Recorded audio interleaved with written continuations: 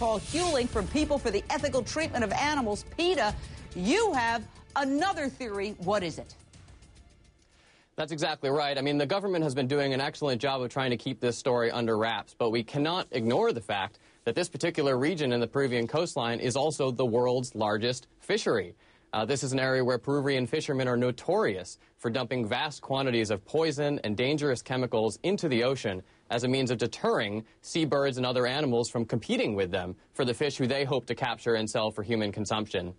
And so much in the same way, I'm sorry, go ahead. Go ahead. Much in the same way in the U.S. as when we have a human health hazard or an environmental catastrophe of this size, we have to look at the food system and factory farming as the #1 suspect.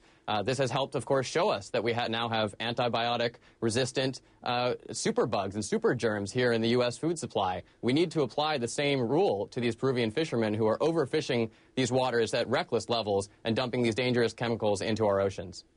I would bet the house that at the bottom of this tragedy is human behavior.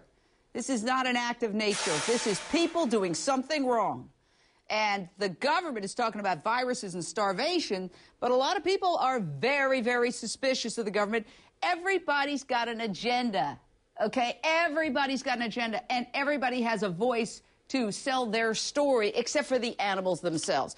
This isn't the first time the coastal animals have been dying in mass numbers. We all remember the BP oil spill here in our country. 170 million gallons of oil flooding the Gulf of Mexico. According to the National Wildlife Foundation, more than 8,000 birds, turtles, and marine animals were injured or they died.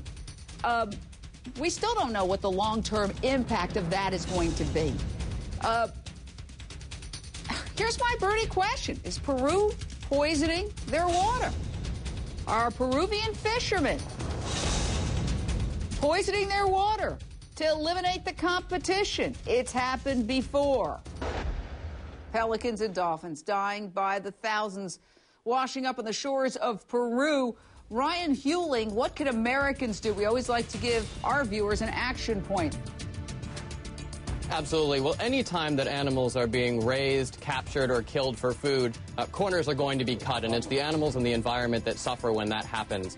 So thankfully, we can all choose healthy vegetarian and vegan options instead, and people can visit our website, PETA.org, for more information.